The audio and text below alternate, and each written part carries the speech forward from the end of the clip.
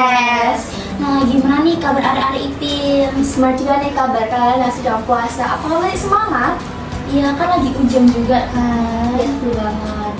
Nah, ngomongin tentang puasa, hari ini kita bakal membahas puasa yang pasti kalian nunggu-tunggu banget. Iya, jadi gimana nih menurut Anissa puasa itu gimana? Nah, menurut aku sendiri, puasa itu menahan lapar, menahan dahaga, juga menahan nafsu. Kalau menurut kalian sendiri nih, gimana sih puasa itu? Menurut aku nih ya, di agama Islam itu di bulan Ramadan yang cewek maupun cowok itu diwajibkan untuk berpuasa. Nah, ngomong-ngomong tentang puasa dan agama, biasanya kan kita tahu puasa itu gara-gara kita belajar agama, apalagi di agama Islam ya. Nah, tapi guys, ada fakta unik nih. Ternyata puasa itu ada hubungannya loh sama fisika dan biologi.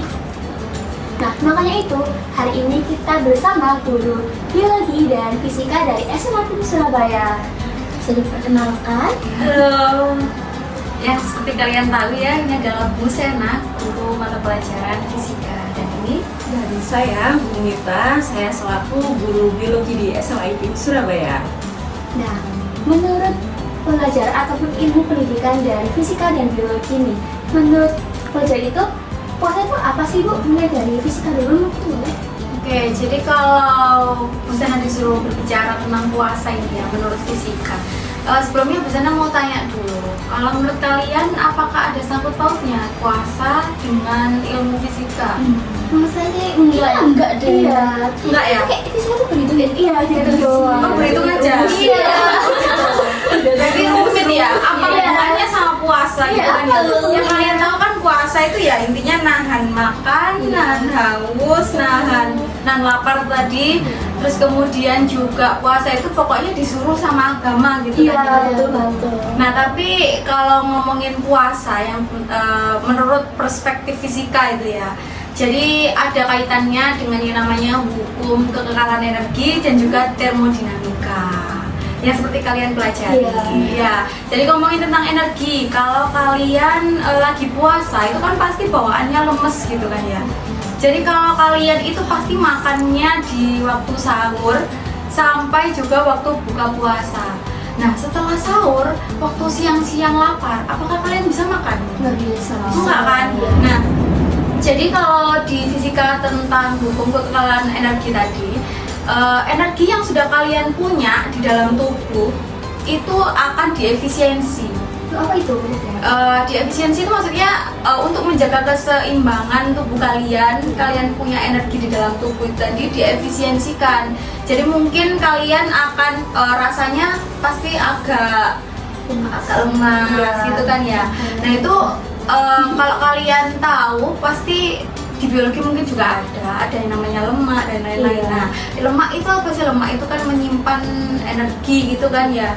Nah, jadi energi yang ada di dalam tubuh kita itu diefisiensi, terus kemudian digunakannya itu secara bergantian, bertahap Iya. gitu. Nah, terus kemudian energi yang ada di dalam tubuh kita itu otomatis akan mengubah yang namanya energi kimia ya yang ada dalam tubuh itu diubah menjadi energi kinetik. Nah, energi kinetik itu apa? Energi gerak seperti yang kita gunakan aktivitas gitu. Nah, itu kalau menurut fisika. Nah, kalau menurut biologi gimana nih Bu Mina? Nah, kalau biologi, kira-kira kalau menurut kalian ada nggak sih kaitannya puasa di dalam biologi? Tentang pencernaan nggak sih? Nah, benar sekali. Nah, jadi di bab sistem pencernaan yang nantinya kalian pelajari di kelas 11 ya, itu sangat relevan dengan puasa. Sebelum kita lanjutkan tentang kajian puasa di dalam biologi, Mita pengen tahu dulu sebelumnya kita itu puasa itu selama berapa lama sih? Mulai dari azan subuh ya sampai azan maghrib itu berapa lama gitu? Berapa jam itu? Berapa jam? Ya, aduh, gimana nih kayak lagi? Kurang lebih kan sekitar 14 jam. Iya. Nah, kira-kira itu kalian bisa nahan lapar nggak selama 14 jam itu? Lama kan 14 jam Iya, itu? banget. Bisa nggak? Aman kan ya? Sampai Aman. berbuka kan masih aman. Iya. Nah, Nggak ada mokel kan? Nggak Nggak ada. Nah, jadi selama kurang lebih 14 jam itu ternyata kenapa kok kita itu bisa bertahan sampai di azan maghrib. Nah, itu ternyata di dalam tubuh kita itu masih punya banyak sekali cadangan makanan. Cadangan makanannya disimpan di mana? Nah, cadangan makanannya itu disimpan dalam bentuk glikogen di dalam hati dan juga di dalam otot seperti itu. Nah, ketika nanti glikogen itu habis, maka tubuh kita ini akan membakar lemak. Jadi lemak-lemak yang ada tubuh kita yang tadi disinggung sama Bu Sena itu nanti diubah menjadi energi seperti itu. Nah, ternyata juga ada gabungan yang sangat relevan sekali seperti itu kalau di dalam biologi. Nah, tapi yang menarik lagi ternyata ketika kita puasa itu kadar insulin di dalam tubuh kita itu justru menurun karena di sini kita tidak banyak memanfaatkan glukosa yang ada di dalam tubuh kita seperti itu. Jadi ketika puasa, kenapa? Insulin mungkin ada yang belum tahu. Jadi hormon insulin itu adalah suatu hormon yang mana nanti dia ada kaitannya dengan kadar glukosa yang ada di dalam tubuh kita. Jadi ketika kita puasa, memang metabolisme ini kan sangat berubah secara signifikan. Salah satunya juga hormon-hormon yang mempengaruhi proses metabolisme. Nah, hormon insulin ini justru berkurang karena ketika puasa kita itu tidak banyak mengkonsumsi glukosa seperti itu. Nah, juga pada saat kita puasa itu ternyata di dalam tubuh kita itu mengaktifkan autofagi. Apa itu? Jadi autofagi itu proses perbaikan sel-sel yang rusak di dalam tubuh. Jadi justru puasa itu sangat menyehatkan seperti itu. Benar sekali. Gimana kalau 1 tahun berpuasa? Waduh. Kuat nggak ya? Sebulan aja udah nahan-nahan gitu ya.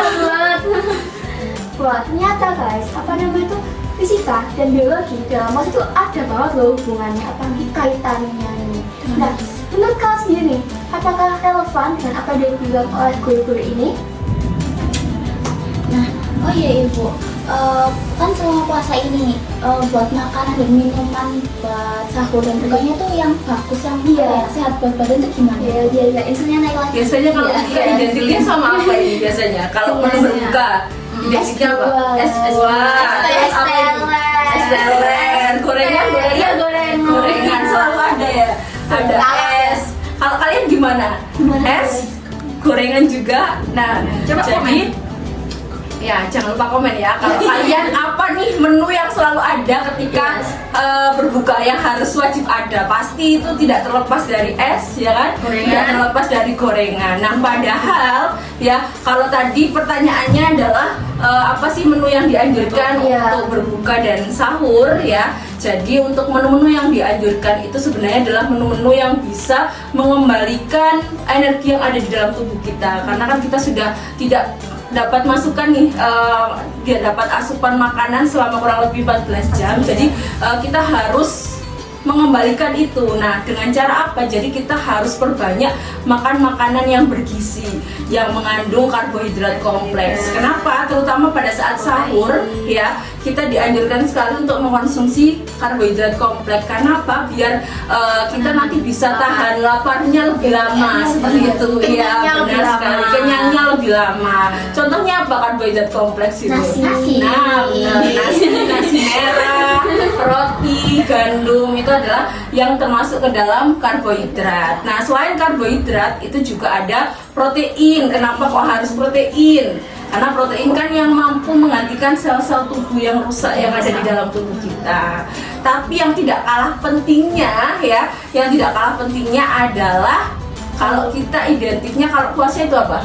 Selain lapar, haus. Benar. Nah, berarti kan kita harus mengembalikan cairan yang hilang ya, cairan yang berkurang, dehidrasi. Ya, dia tidak dehidrasi. Maka dari itu juga harus mengkonsumsi air mineral yang banyak. Nah, jadi kalau ada kata-kata nih, biasanya kan kata-katanya berbukalah dengan yang manis atau yang sayang.